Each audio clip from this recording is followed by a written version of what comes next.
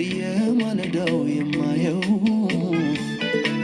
የጌታዬን ብዙ ምሕረት ንጹሕ ፍቅሩን ብቻ ነው።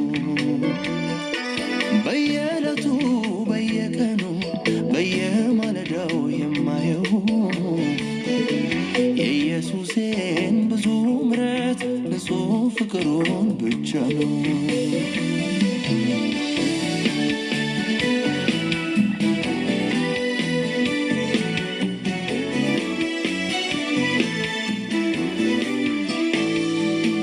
የወደዳቸውን ፈጽሞ እስከ መጨረሻ ወደደ። ልጆቹን ከበደል ሊያነጻ በራሱ ላይ ሞትን ፈረደ። ከሞት ይልቅ እጅግ ያየለ የበረታ ፍቅር ይዞት ኢየሱስ ራሱን ከፈለ የኔ መጥፋት አሳዝኖት። እነሆ ሲነጋና ሲመሽም ይህን ፍቅር አስታውሰዋለሁ፣ ሌላም ሰጠው የለምና ተመስገን ከፍ በል እለዋለሁ። እነሆ ሲነጋና ሲመሽም ይህን ፍቅር አስታውሰዋለሁ፣ ሌላም ሰጠው የለምና ተመስገን ከፍ በል እለዋለሁ። በየቀኑ በየዕለቱ በየማለዳው የማየው የጌታዬን ብዙ ምሕረት ንጹሕ ፍቅሩን ብቻ ነው። በጌታ በኢየሱስ ስም ወደዚህ ፕሮግራም ይመጡ ዘንድ እንድትረዳቸው፣ በዚህን ሰዓት ፕሮግራም ደግሞ ሰዎችን እንዳይሰሙት የሚታገል የጨለማ ስራ፣ የደምና የስጋ ሀሳብ በኢየሱስ ክርስቶስ ስም ስራ የፈረሰ እንዲሆን ጸልያለሁ። አንተ ቀሪ ጊዜ ሰዓቱን ሁሉ ባርክልን፣ እንደሚገባ እንድንማር እርዳን። ማንኛውንም የጨለማ ስራ የጨለማን አካሄድ ከዚህ ትምህርት ላይ እግዚአብሔር አምላክ ከህዝብ ላይ እንድትከለክል በኢየሱስም ጸልያለሁ። አንተ የፈቀድከውን ብቻ በዚህ በመካከላችን እንዲሆን እኔም ማስተምረው ባሪያን በማስተዋል እንዳስተምር እንድትረዳኝ፣ አእምሮዬን ልቤን እንድትከፍት፣ የሚሰማውንም ሁሉ እንድትረዳ በኢየሱስም ጸልያለሁ። አሜን።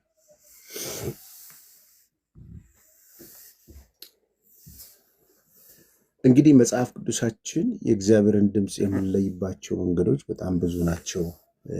ከብዙዎቹ በጥቂቱ የእግዚአብሔርን ቃል ባለፈው ሳምንት ለመለየት የሚረዱን ዋና ዋና መንገዶች በሚል ያነሳ ነው። አንደኛ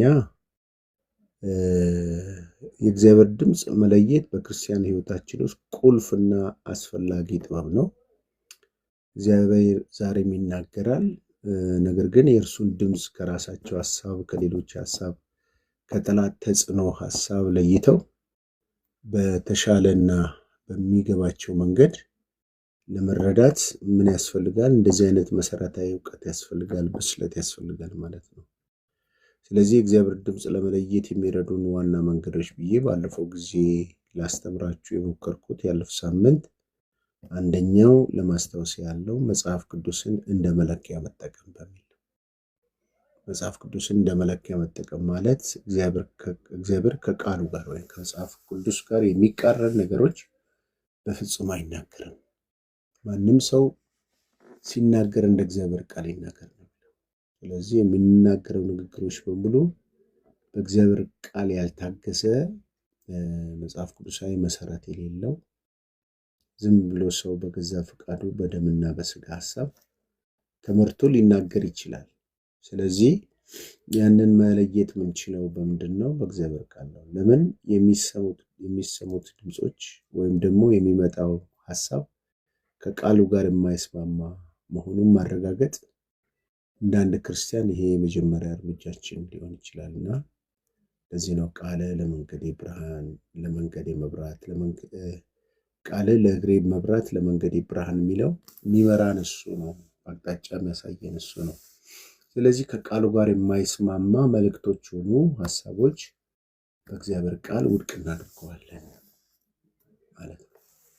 ሁለተኛ የመለየት የምንችልባቸው መንገዶች የመንፈስ ቅዱስ ሰላም ነው። ፒስ የሚባለው ፍጹም ሰላም የእግዚአብሔር ድምፅ በውስጣችን ጥልቅ ሰላም ይዞ የሚመጣ ነው። የሚያውክ ድምፅ አይደለም። ድምፁ ከእግዚአብሔር የሆነ አንዳንድ ጊዜ ሰዎች መልእክት ብለው ተናግረው አውከውን የሚሄዱበት ጊዜ አለ።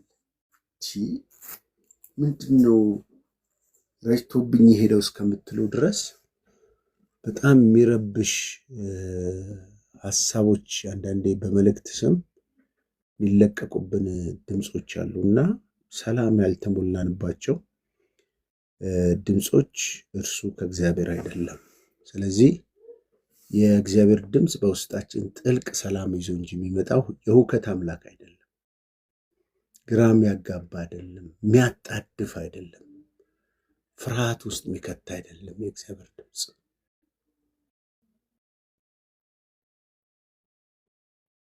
ይልቁኑ በአስቸጋሪ ሁኔታ ውስጥ እንኳን ብንሆን ይሄ ድምጽ የማይመረመረውን የእግዚአብሔር ሰላም ልቦናችንና ሐሳባችንን የሚጠብቀው። በዚህ በጣም እርግጠኛ ልንሆን ይገባል። እግዚአብሔር ሰላም አእምሯችን፣ ልባችን የሚጠብቅ አምላክ ነው እንጂ የሁከት አምላክ አይደለም። ይህንን በዚህ ልንለየው እንችላለን። የሆነ የእግዚአብሔር ያልሆነ ነገር ስንገባ የሚሰማን ሁከቶች ይሄ ነው። ስለዚህ የሰላም መገኛው መንፈስ ቅዱስ ነው። የሰላም መገኛው የእግዚአብሔር ድምጽ ነው። እግዚአብሔር ድምጽ በውስጣችን በጥልቀት ሰላምን ይዞ የሚመጣልን ድምጽ ነው ማለት ነው። የጠላት ድምጽ ግራ ያጋባል፣ ጭንቀት ያመጣል፣ ፍርሃት ያመጣል። የእግዚአብሔር ድምጽ ግን ረፍትን ይዞ ሰላምን ይዞ ይመጣል። መጽሐፍ ቅዱሳችን በአንደኛ ቆሮንቶስ 13:33 ላይ እግዚአብሔር የሰላም አምላክ ነው ይለናል። የሰላም አምላክ ነው ይለናል። ስለዚህ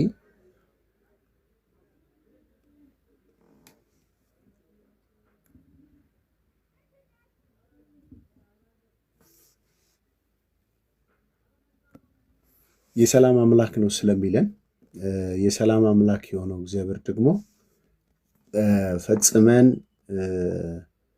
አእምሯችን ሁሉ የሚቆጣጠር የእግዚአብሔር ደስታና ፍጹም ረፍት የተሞላበት ነው። ሌላው የምንመረምርበት በሶስተኛ ሐሳብ የእግዚአብሔር ድምፅን የምንለይበት እንደ እግዚአብሔር ባህሪ አድርጎ መመሰል ነው።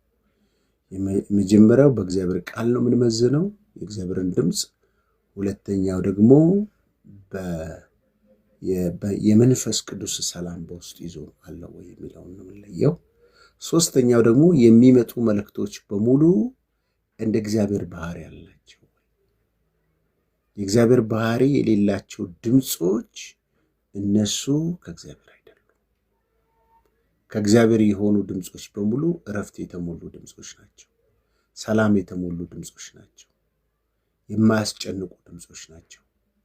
ስለዚህ እንደ እግዚአብሔር ባህሪ ማለት ምንድን ነው? ለምሳሌ የእግዚአብሔር ባህሪ ፍቅር ነው። የእግዚአብሔር ባህሪ ትህትና ነው። የእግዚአብሔር ባህሪ ቅድስና ነው። የእግዚአብሔር ባህሪ ይቅር ባይነት፣ የእግዚአብሔር ባህሪ የሚያበረታታ ነው እንጂ የእግዚአብሔር ባህሪ ጥል አይደለም። የእግዚአብሔር ባህሪ ኩራት አይደለም። የእግዚአብሔር ባህሪ ኃጢአት አይደለም። የእግዚአብሔር ባህሪ ከሰው ጋር ግጭት ውስጥ መግባት አይደለም። የመንፈስ ፍሬ ነው። ሰላም የተሞላበት ፍሬ ነው የእግዚአብሔር ባህሪ። ይህም በደንብ ለይተን ልንይዘው የሚገባን ጉዳይ ነው ወንድሞቼ እና እህቶቼ። ድምፁ የእግዚአብሔር ድምፅ ባህሪው ከመንፈስ ፍሬ ጋር የተያያዘ ነው። ስለዚህ ወደ እናንተ የመጡ ድምፆች ብዙ ነቢያቶችን ስለምትሰሙ ነው። በብዛት አበሻው ክፍል የነቢያት ጥገኛ ስለሆነ የሚመጡ ድምፆች አንዳንድ ጊዜ እቤት ከገባን በኋላ መልእክቱ ከመጣ በኋላ ባህሪያችን ጭምር ይቀየራል። እንነጫነጫለን፣ እንበሳጫለን፣ እግዚአብሔር ላይ እናጉረመርማለን። በቃ መንፈሳዊ ነገር ሲናገር ማጣጣል እንጀምራለን። በቃ ሌላ አይነት እኔ ምንድን ነው የገባብኝ? ምን አይነት መጥፎ ባህሪ ነው የያዘኝ እስከምትሉ ድረስ አንዳንዴ ወገኖች ዝም ብላችሁ ማንንም እየሰማችሁ ህይወታችሁን አጥበጥብጡ። የእናንተ ህይወት በኢየሱስ ክርስቶስ ደም የተገዛ የተዋጀ ህይወት ነው። ማንም በዘፈቀደ እንደፈለገው የሚያገላበጠው ህይወት አይደለም። ስለዚህ ተጠንቀቁ። ምክንያቱም በጎቼ ድምፄን ይሰማሉ ይከተሉኛል ይላል። ምክንያቱም የእግዚአብሔር ልጅ ኢየሱስ ምንድነው ባህሪው ብትሉ፣ ኢየሱስ በነበረበት ዘመን ሁሉ በጎቹ እንደሚሰሙትና እንደሚከተሉት ነው የሚናገር። እንደሚሰሙትና እንደሚከተሉት። መስማትና መከተል ብቻ አይደለም፣ ክርስቶስ የሄደበትን መንገዶች ነው የሚሄዱት። እርምጃቸው፣ አካሄዳቸው፣ አስተሳሰባቸው ልክ የኢየሱስ ክርስቶስ ደቀ መዛሙርትን ማየት ይቻላል። እና ልክ ያ በህይወታችሁ ውስጥ የሚመጣው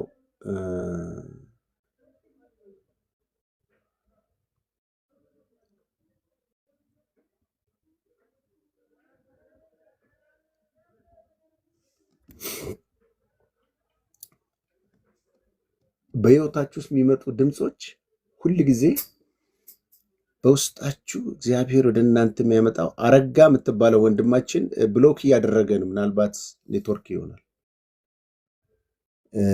ስለዚህ የድምፁ ባህሪ የእግዚአብሔር ድምፅ ባህሪ ከመንፈስ ቅዱስ ባህሪ ጋር የተገናኘ ነው።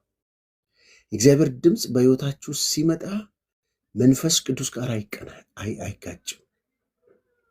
የእግዚአብሔር ድምፅ በእናንተ ውስጥ ሲመጣ ያጸናቸዋል፣ ያበረታታቸዋል፣ በቅንነት ይወቅሳቸዋል እንጂ አይከሳችሁም። ወገኖች ለማስተካከል ነው የሚወቅሰውም። ቢወቅሰውም ራሱ ተስፋን በመስጠት ነው የሚወቅሰው። የጀመርናቸው ሁኔታዎች በሙሉ የማይጠቅሙን እንደሆኑ ነው የሚያሳየው። ስለዚህ ከእግዚአብሔር ባህሪ ጋር ሶስተኛው ነጥብ አይጋጭም። የእግዚአብሔር ባህሪው ውጤቱ ሁልጊዜ መንፈስ ፍሬ ባህሪው የሰማይ ድምፅ አንዱ ባህሪው ወደየት እንደምንሄድ በትክክለኛ የሚመራን ነው። የእግዚአብሔር ድምፅ ሁልጊዜ ወደ ቅድስና ነው የሚመራን ወገኖች፣ ወደ ቅድስና ይመራናል። የእግዚአብሔር ባህሪ ወደ ትህትና ይመራናል። የእግዚአብሔር ድምፅ ወደ እግዚአብሔርን ወደ ማክበር ይመራናል።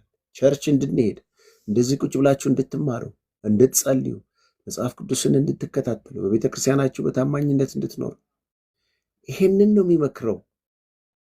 ከትምህርት የሚያስጠላችሁ፣ ጸሎት የሚያስጠላችሁ፣ ቸርች የሚያስጠላችሁ፣ ህብረት የሚያስጠላችሁ፣ መንፈሳዊ ነገር የሚያስጠላችሁ፣ ትዕቢተኛ፣ አናናቂ፣ ተሳዳቢ የሚያደርገን ከሆነ ሌላ መንፈስ ነው። የእግዚአብሔር ድምፅ እኛ ውስጥ እየሰራ አይደለም ማለት ነው ቅዱሳን። ስለዚህ የራሳችን ድምፅ ወይም የጠላት ድምፅ፣ የጠላት ማተላለያ ወደ ግል ጥቅም ነው። የሰይጣንና የግል ስጋዊ ድምፃችን ከእግዚአብሔር ድምፅ የምንለይበት አንዱ ወደ ግል ጥቅም ነው የሚያተኩረው። በመዋሸት፣ በማጭበርበር፣ ዝሙት በመስራት፣ በመስረቅ፣ ክፋት በማድረግ፣ ስም በማጥፋት፣ ራስን ማጉላት፣ ሌላው ማንኳሰስ። ገባችሁ? የግል ጥቅምን ወደ ትዕቢት ነው የሚመራው። ከእግዚአብሔር ህይወት ነው የሚያርቀው። ከእግዚአብሔር ድምፅ የሆኑ ድምፆች፣ ከዛ ድምፅ ውጭ የሆኑ ድምፆች ይህንን ነው። እንግዲህ ያለፈው ሳምንት የተማርነው ነው። ቃሉን ስማ ዩቱብ፣ ቃሉን ስማ ፌስቡክ ፔጅ፣ እንዲሁ ደግሞ ቲክቶክ ላይ አለላችሁ ክፍል 2፣ እዛ ላይ መስማት ትችላላችሁ። የዛሬው የምናየው ለመጣችሁም እንኳን ደህና መጣችሁ እያለው የዛሬው ትምህርታችን ቁጥር 4ኛ ደረጃ የሁኔታዎች መገጣጠም። ይሄ የሁኔታዎች መገጣጠም ማለት አንዱ የእግዚአብሔር ድምፅ ከምንለይባቸው ነገሮች እግዚአብሔር አንዳንድ ጊዜ በዝግጅትና በሁኔታዎች ይናገራል። ባልጠበቅነው ሁኔታ ለምሳሌ የከፈታቸው ወይም ደግሞ የዘጋቸው በሮች እርሱ ፍቃድ ሊጠቁሙ ይችላሉ። አንዳንድ ጊዜ በሮች ሲከፈትልን ብዙ ጊዜ ጸለያችሁ፣ ጌታ ሆይ እስከ መቼ ነው በሩ ማትከፍትልኝ? እስከ መቼ ነው ነገሮች የማሰማ እያላችሁ ስትሄድ ድንገት ሲከፈት ያ አንዱ የእግዚአብሔር ድምፅ ባህሪ ነው። እግዚአብሔር እኛ የጸለይነውን ጸሎት ሰምቶ የመለሰበት መንገድ ነው። ስለዚህ ይህን መንገድ ተጠቅመን አንዳንድ ጊዜ የተከፈቱ በሮችም እግዚአብሔር እሺ ማለቱን ለለመነው ጉዳይ መልስ መስጠቱ ምልክት፣ አንዳንዴም ሲዘጋም ድምፁ ነው። እምቢም ማለቱ ነው። እምቢ ማለቱ ለምን እምቢ ሲል እግዚአብሔር ምን ማለት ነው? በሌላ ቋንቋ እምቢ ሲል ምን ማለት ነው? ያ ድምፅ፣ ያ የምትፈልጉት ነገር ለምን አይከፈትም ብላችሁ ትታገላላችሁ። እናንተ እግዚአብሔር በዛ መንገዶችም ድምፁን የሚያሰማበት ጊዜ አለ። ይህንንም ለዩ እንጂ እግዚአብሔር ደግ አምላክ እኮ። መጽሐፍ ቅዱሳችን እንዲህ ነው ብሎ እናንተ ክፉዎች ሆናችሁ ሳለ ልጆቻችሁ ዳቦ ቢለምናችሁ ድንጋይ ትሰጣላችሁ? አሳ ቢለምናችሁ እባብ ትሰጣላችሁ? ክፉ ሆናችሁ ሳለ መልካም ማድረግ ከቻላችሁ ቀንና ሌሊት ለሚጮሁት ለነሱ እንዴት እግዚአብሔር አብልጦ የሚበልጠውን የተሻለውን ነገር አይሰጠንም ይላል ቅዱስ። ስለዚህ አንዳንዴ አልከፈት ያለን በሮች የእግዚአብሔር ድምፅ መሆኑን አረጋግጡ። ለምን? ከእግዚአብሔር ባህሪ አንጻር እግዚአብሔር የለመነውን ነው የሚሰጠን። ያለመነውን አይሰጥም። የለመነው ነገር ደግሞ ቢዘገይብን፣ በሩ ሳይከፈት ቢዘገይብን እግዚአብሔር ቆይኝ ማለቱ ሊሆን ይችላል። ጠብቀኝ ማለቱ ሊሆን ይችላል። እሺም ሲልም ድንገት በሮች አውቆ ተከፈተ ይላል አይደል? ለጴጥሮስ እንደሆነው ድንገት በሮችም ሲከፈትላቸው የስ ማለት ነው። በብሉይ ኪዳን በካህናት ደረት ኪስ ላይ 2 ድንጋዮች አሉ። ኡሪምና ቱሚም ይባላል። ካህኑ ብቻ ኪስ ላይ ነው የሚቀመጠው። ማንም ሰው ኪስ ውስጥ አይቀመጥም። እግዚአብሔር ሕዝቡ የጸለየውን የጠየቀውን እግዚአብሔርን የለመነውን ጉዳይ ካህኑ ይመጣና ምን ብሎ ያረጋግጥላቸዋል? ኡሪምና ቱሚምን የሆነው ኡሪም ማለት የስ ማለት ነው። ቱሚም ማለት ደግሞ ኖ ማለት ነው። በግራ በሌፍትና ራይት ኪሽ ውስጥ ነው የሚቀመጠው። ስለዚህ እግዚአብሔር ለለመኑት ለጠየቁት ጥያቄ የስ ሲል ኡሪምን ያወጣላቸዋል ማለት ነው። እግዚአብሔር በኡሪም ተገለጠ የሚባለው ይሄ ነው። ኖ ካለ ደግሞ ቱሚምን ያወጣል ማለት ነው። ስለዚህ እንደዚህ ሁሉ የተከፈቱ በሮችና የተዘጉብን በሮች የእግዚአብሔር ድምፆች ሊሆኑ ይችላሉ አንዱ። ሆኖም ይህ በቂ ባይሆንም ያ የተዘጋውን በር ግን በጸሎት ማረጋገጥ ያስፈልጋል። ምክንያቱም የተዘጉ እንደው እኮ ሰው እንኳን እንደው ኖርማል ያላመነ ሰው እኮ እንደዚህ ይናገራል። እንግዲህ እግዚአብሔር አልፈቀደ ምን ታደርጊዋለሽ ይላሉ እነሱ እንኳን ካቅማቸው። እውነታቸውን ነው። መቼስ እግዚአብሔር ለልጆቹ መጽሐፍ ቅዱሳችን አባታችን ሆይ የሚባለው ጸሎት ውስጥ ጸልዩ ሲለን በሰማይ የምትኖር አባታችን ሆይ ፈቃድህ በሰማይ እንደሆነች እንዲሁ በምድር ትሁን ይላል። አይcho የእግዚአብሔር ፍቃድ በምድር የምትሆነው እግዚአብሔር የለመነውን ጸሎት ሰምቶ ለኛ ያ የለመነውን የጠየቅነውን ጥያቄ ሲፈጽምልን ነው። ስለዚህ እግዚአብሔር ፍቃድ አንዳንዴ የተዘጉብን በሮች የእግዚአብሔር ድምፆች ሊሆኑ ይባላል ሲባል ይሄ ነገር በቂ እንኳን ማስረጃ ባይሆንንም በቂ ለማድረግ ምን ማድረግ ያስፈልጋል? ጌታ ሆይ ይሄ በር የተዘጋው ካንተ ዘንድ ነው ብሎ መጠየቅ ያስፈልጋል። ሁለተኛ ደግሞ ይሄ በር የተከፈተው አንተን የከፈትከው። ምክንያቱም የተከፈተ በር ሁሉ ከእግዚአብሔር ላይሆን ይችላል። ሰይጣንም ይከፍታል እኮ አውቆ። ልክ የጶጢፋራ ሚስት ከዮሴፍ አብሯት እንዲተኛ እኮ በርን የከፈተችለት። ምክንያቱም እሱ ግን የተጠራበትን ህልመኛ ስለነበረ ሰፈር መቅረት ስላልፈለገ ተራ መሆን ስላልፈለገ እምቢ አላት ማለት ነው። አንዳንዴ የስኬት የሚመስሉ በሮች እኔ ከዛሬ 2 በኢትዮጵያ አቆጣጠር በ89 ነው እንደዚህ አካባቢ የ2 ዓመት ክርስቲያን በነበርኩ ጊዜ የዲቪ ሎተሪ መጣልኝ። ያን ሰዓት እንደዚህ ህገወጥ ማለት እንዲህ ውስብስብ ያልሆነበት ጊዜ ነውና እህቴ ሞልታ ከአራታችን አሁን አንደኛው ወንድሜ እና 2 እህቶች አሉኝ ለኔ ወጣልኝ ማለት ነው። ያን ሰዓት በጣም ኃይለኛ ክርስቲያን ነኝ። የተሰጠኝ አማራጭ 2 ነው።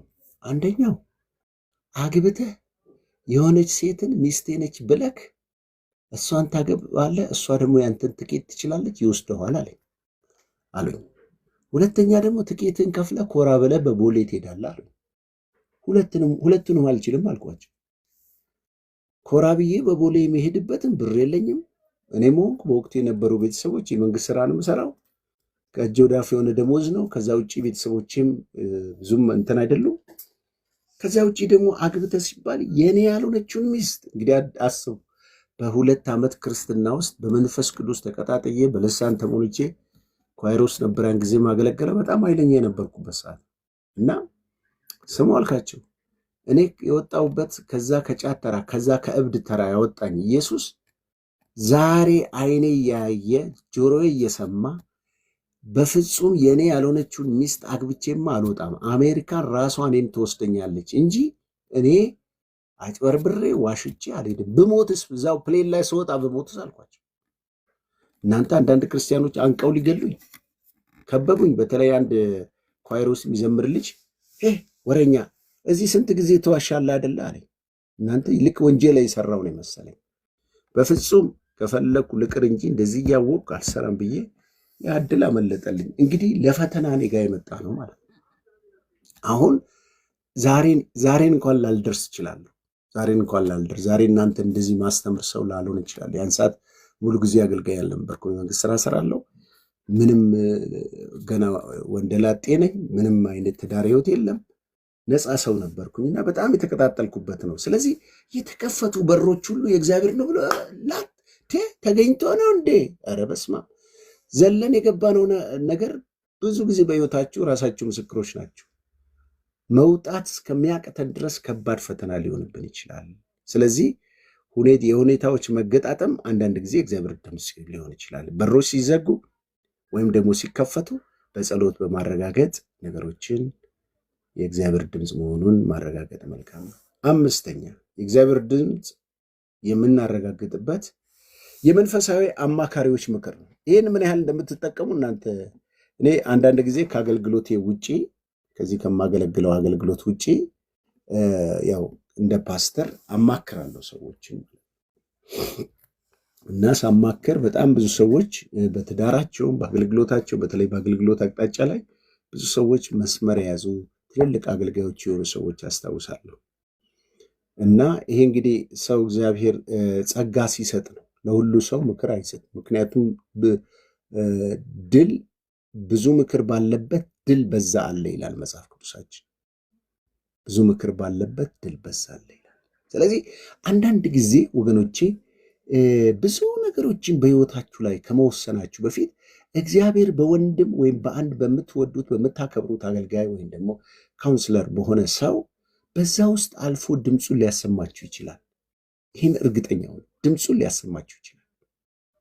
አያችሁ፣ ክራ ሲገባችሁ ዝም ብላችሁ እንደሚያረገኝ ያርገኝ አትበሉ። እስቲ ሰው አማክሩ።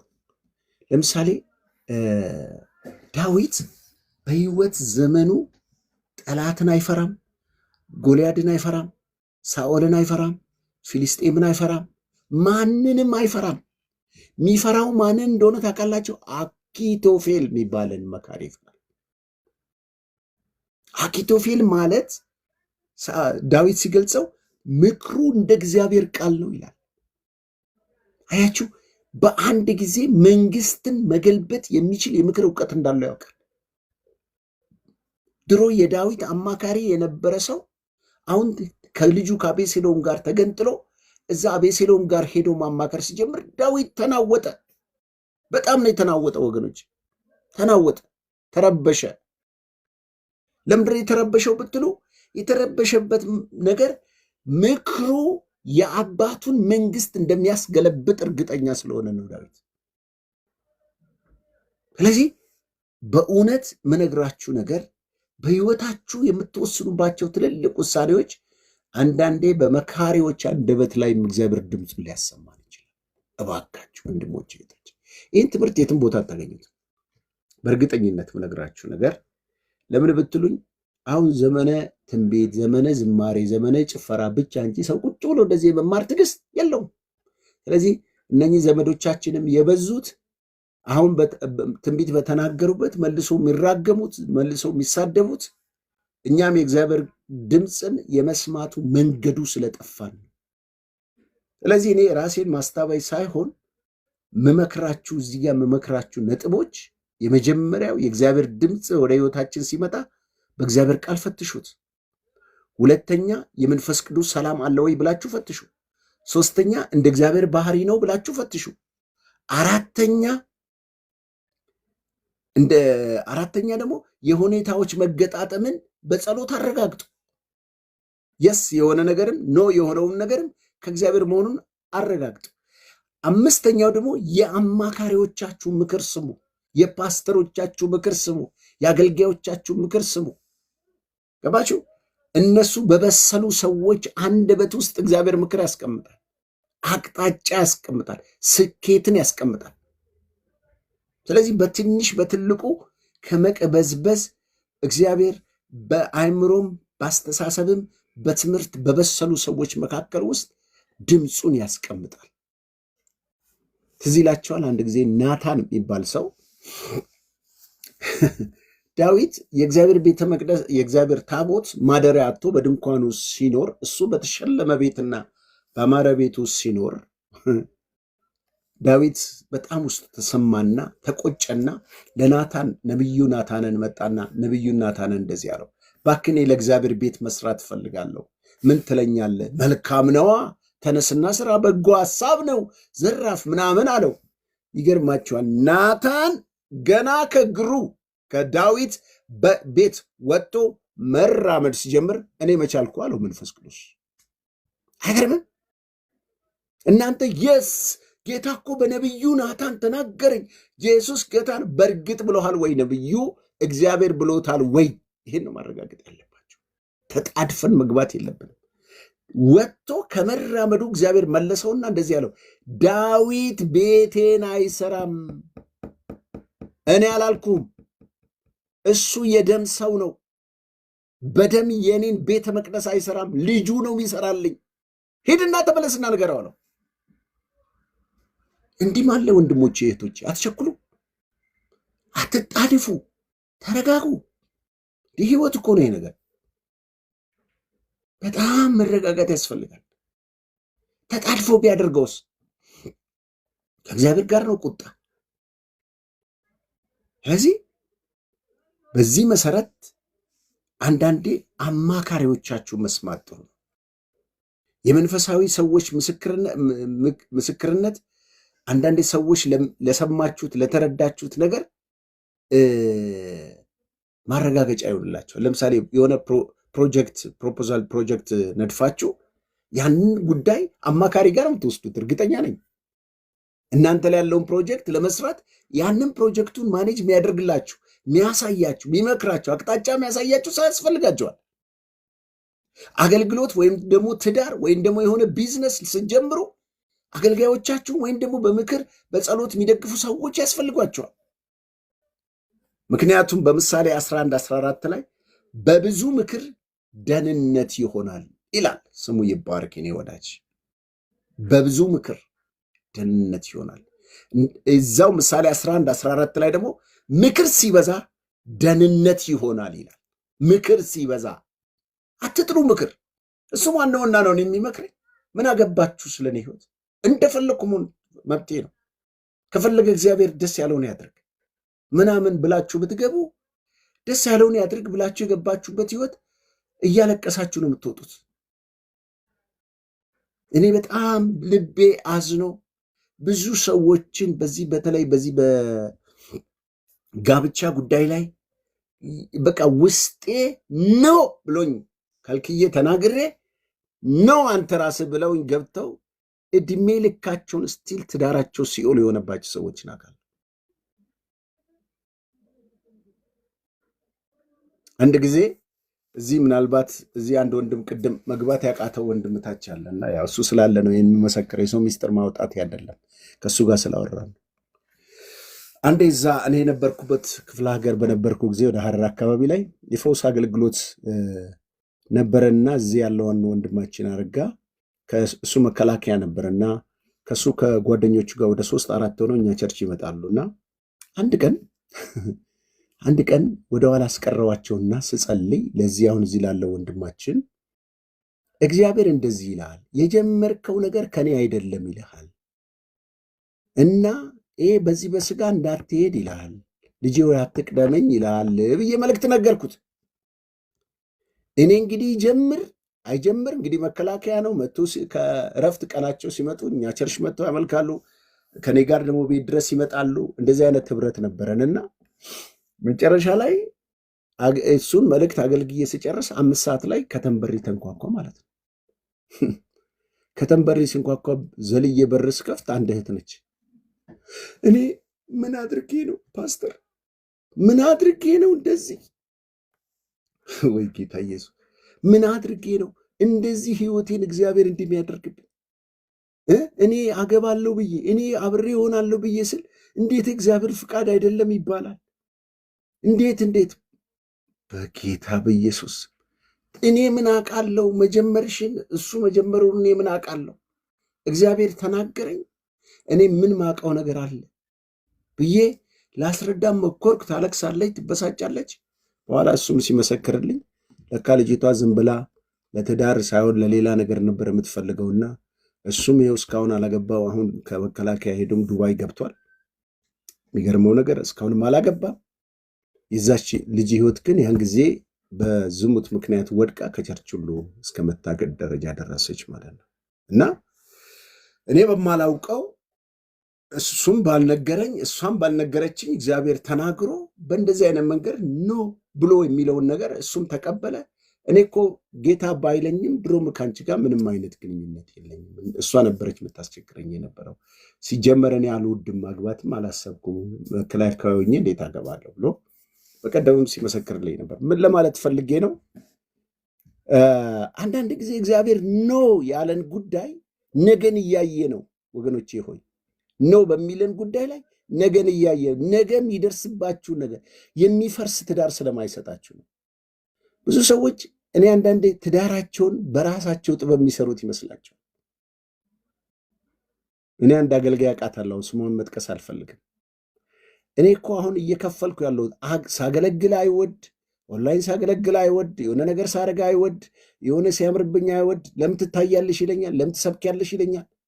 ይሄንን እኮ መዘዝ ያመጣሁት በገዛ እጄ አሕዛብ አግብቼ ነው ስቃይን የገባሁት። ደክሜ በነበረ ጊዜ ያገባሁት በሕይወቴ ዋጋ እየከፈልኩ ነው። ስለዚህ ወገኖቼ በዚህ ጊዜ እግዚአብሔር መጥቶ ነው በሚል ምክር ሲመክራችሁ፣ በሰው ልብ ውስጥ አሳድሮላችሁ ተው ሲላችሁ፣ እባካችሁ ተጣድፋችሁ ጥሳችሁ አትሂዱ። መከራው ከባድ ነው። ትዳር ማለት የኋላ ማርሽ የሌለው አይሮፕላን ነው። ወደ ኋላ መመለስ አይቻልም። ሁሌ የእግር እሳት ነው የሚሆንባቸው። የሚያምሩ የሚመስሉ ሰዎች አንዳንዴ አይታችኋል ቲክቶክ ላይ መኪና ውስጥ። ያው የቲክቶክን ስታይል ታውቃላችሁ እንግዲህ መቼስ። አንድ በቅርብ ቀን አንድ ሰው ሲናገር የሰማሁት ነገር ምንድን ነው? የኢትዮጵያ ባለሀብቶች በቲክቶክ አይታዩም አለ። በጣም ገርሞኝ ነው የሰማሁትና የኢትዮጵያ ባለሀብቶች ወይም ኢትዮጵያዊ የሆኑ ባለሀብቶች በቲክቶክ አይታዩም፣ ሀብቴን ንብረቴን ይውልኝ አይሉም።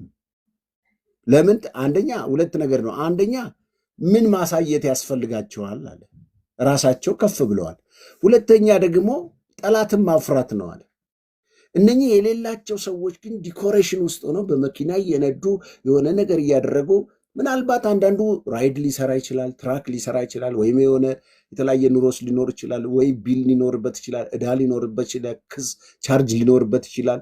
ብዙ አሁን ተሳካላቸው የምንላቸው ሰዎች እንኳን በሀገር ውስጥም ከሀገር ውጭ ያሉ ሰዎችን ከጀርባቸው ብናጠና በስኬታቸው መቅናቴ ወይም ማጣጣላይ ሳይሆን ከምን አንጻር ነው የሚመለከተው? አንዳንድ ጊዜ እነኚህ ብልጭልጭ ነገሮችን አይተው ወጣት እህቶቻችን ይታለላሉ። በጣም በጣም ነው የሚሸወዱት። እና እነኚህን እህቶችን መመክረው ምንድን ነው? ምናልባት እንኳን እሺ ይሁን እግዚአብሔር አንዳንዴም በዛም ይመጣል ብንል፣ ያ እንኳን ቢሆን ምናልባት የእግዚአብሔር ፍቃድ ነው ብሎ ማማከርም ጥሩ ነው።